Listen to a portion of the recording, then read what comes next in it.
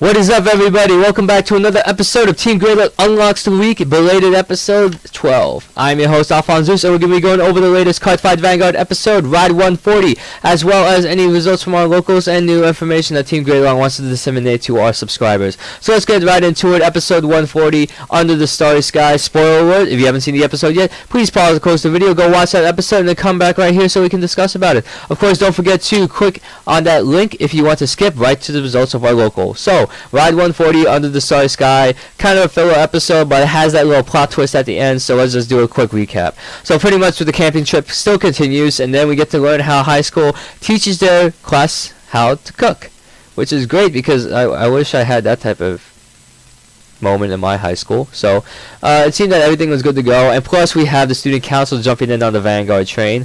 We have the president and the vice president playing with their great nature and mega colony, and they're hyping it up. They're like, you know, they think we can take on this Cardfight club no problem and stuff, and turns out that they didn't have any sleep and couldn't even make the morning announcements the next day.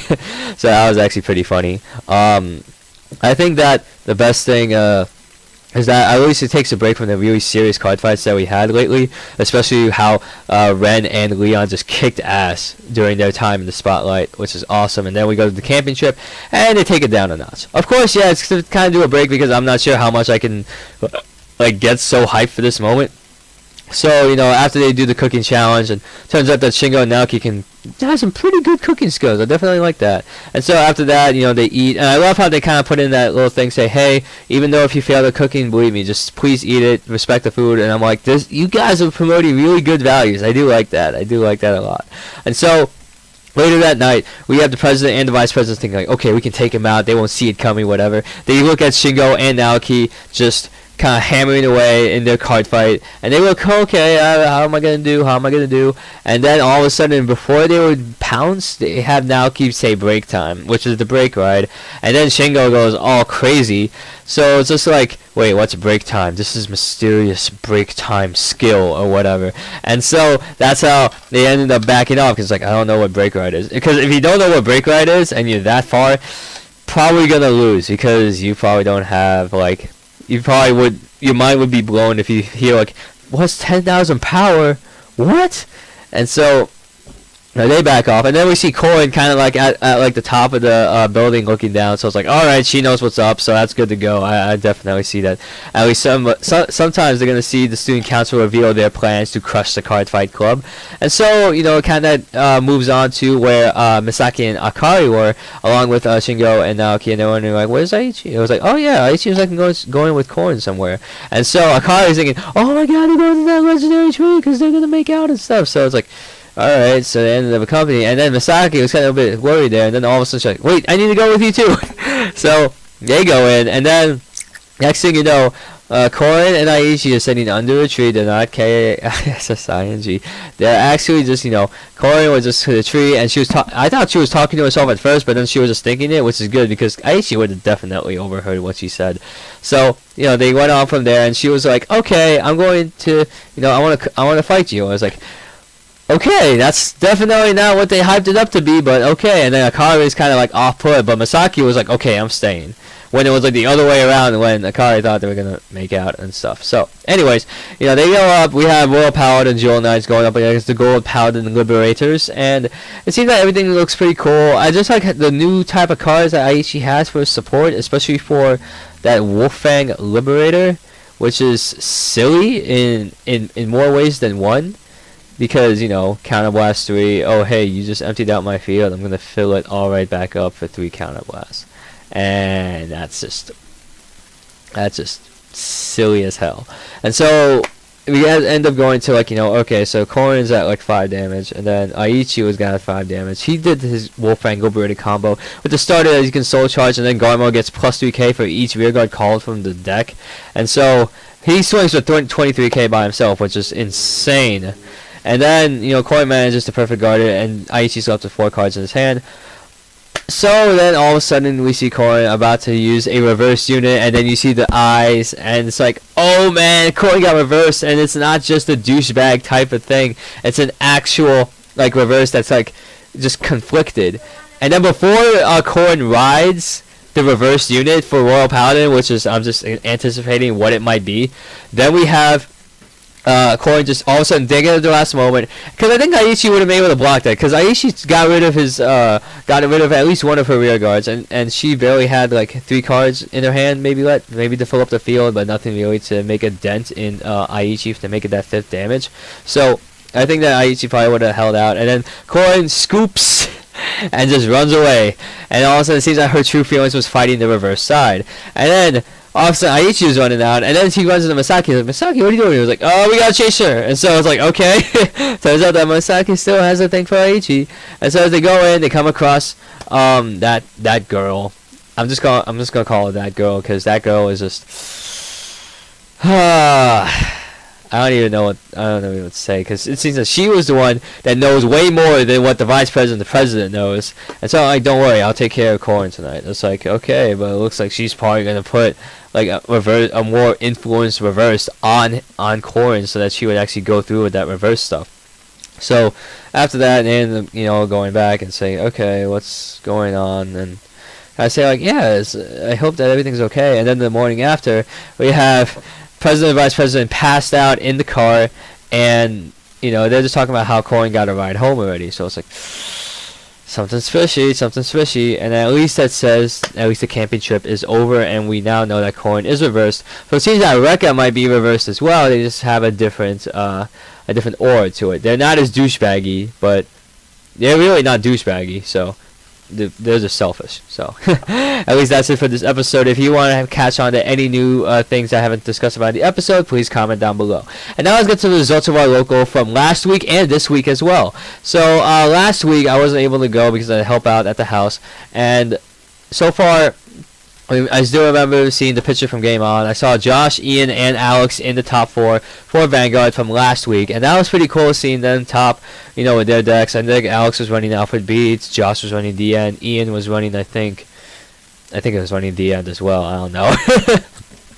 So, and then this week on Saturday, I ended up going for, I actually went up to the Magic the Gathering draft for the new Theros block that's actually launched out. I got the blue kind of guild-like box, guild Path of Wisdom box in it. I pulled a Deceit land or something. It's a dual land that's blue and black that scry when you play and it comes to play tapped. And then I pulled also Xenaghost, the red-green planeswalker, where you can use a 0 to just get a 2/2 red-green satyr token with haste onto the battlefield for a quick 2 damage. +1, add as many mountains or forests as you want, equal to the number of creatures on the battlefield. And then you -6, where it's, okay, exile top 7, you see any lands or creatures, summon them onto the field. Seems good. I went 1-3. First game, I capitalized off a person's misplay in the first game. Second game, I had it with Xenaghost, but then, unfortunately, he got me down. He already destroyed Xenaghost with a boost from his unit to deal 4 damage to my Planeswalker and kill him, and then third game, I was pretty much stomped out. Second game, I went up against a blue-black control build. He had flyers. I didn't have any units with reach. That's how he killed me instantly. Third game, I went up against a guy that was running red and red-green, and he managed to just kind of like out damage me in that aspect. And then fourth game, I went up against a guy who had white and black, and I managed to kill him because I had Xenaghost and I had all the creatures necessary to kind of keep that pressure up to prevent him from trying to make attacks. And yeah, it was a pretty interesting time, but I just realized that I probably wouldn't want to play another Magic draft again, because paying $30 for a draft is actually pretty much. So the Vanguard tournament actually went on at the same time. Josh and Alex both topped. They went undefeated for 3-0, and then the fourth round they faced against each other, so I don't know who won from that match. And I know they both topped again, so they managed to get their boosters, so it's pretty cool to see them topping again for the second time in the week. I definitely wanted to sign up for a Kaijudo draft or another Magic the Gathering, but of course it was too late and I had to head home. So I think that this was a pretty good week. A pretty good week last week as well. I think that I haven't played a Vanguard event in a while, but I do want to try and play the Vanguard event on Saturday again, because on Fridays I work, so I'm not able to go to Game On. I think that, yeah, kind of like the same theme that's been going on. Everybody's fading away from Vanguard and going on to Wei Schwartz and Kaijudo mostly, because a lot of time Kaijudo, just like what CK said in the English meta discussion video, we had It's all about deck composition and how well you can outplay your opponent. And it's not luck sacky at all. It's actually pretty strategically based, and it's way better because unlike Magic, you don't have to worry about getting mana flooded or mana screwed because everything's mana in there. And then unlike Yu-Gi-Oh, you actually have you actually have to pay costs in order to get stuff on the field, and then you have to have a more strategic way of which shield to break first, and be careful not to break a shield blast. Because even with shield blast, they may be game changers, but very dire. It's very situational in that aspect. Because a lot of times the player already has something prepared just in case that they get a shield blast off. And then I have I'm already doing the Water Dark deck. Fence around Cyber Lords with some dark support, so I think that's actually going to be pretty good. I'm trying to get more Cyber Lords from the Shattered Alliances that was actually coming out recently. I know that for the videos to come, I'm going to put up a trade binder video tomorrow, an updated one. I'm going to have all 3 of my binders, going to show you not only Magic cards for trade, I'm going to show you Kaijudo cards extra I picked up, Yu-Gi-Oh, Vanguard, Way Schwartz, all the above. Don't worry, I got everything in there. And then we're gonna, I'm gonna put up the next episode, and next episode is pretty much gonna be just a follow-up to whatever we have. I think I'm gonna try and see if I can hit up another local on Sunday to see if they got a Magic event there, see how much they charge for their events, or actually if a Kaijudo event, and try and see if I can sell an event there, whatnot. But I did notice that, even though Magic is something I probably wouldn't want to get back into, it's always fun to just go to a draft every now and then. But I think I probably want to save up my money for Yu-Gi-Oh. Oh, I mean not Yu-Gi-Oh, Kaijudo. I want to see if we can get more drafts going in that aspect. So if you want to see any more, I know that the reason why I haven't been putting up many casual matches and other videos is that a lot of us are already working or in college already. I know that the veteran members, such as Josh, Henry, and myself, we all have college. We all have jobs that we gotta attend to, and it's hard to kind of put up content. But the Unlock the Week is something I want to do every single week, so I can definitely get back in there. I hope that you guys keep enjoying these episodes, because I'm having a blast just recording them and just giving my reactions on the episodes, as well as giving you results from our locals, and we can go into as much detail as we want with them, except for the past 2 weeks where I didn't even play the tournament. So I hope that you guys really enjoy this. I know that I definitely got some stuff planned up in the future, and of course, make any requests, feel free to comment down below. And of course, if you want to expand to Team Gradelock, please send us a message, because we definitely want to expand and try and expand our horizons even further. And so we want to make sure we can have a two-way communication with both ourselves and you, our subscribers. So I hope that you enjoyed this week's episode of Team Gradelock Unlocks the Week. We're gonna have the episode 13 coming up tomorrow, and hope you guys enjoy it. I will see you guys next time.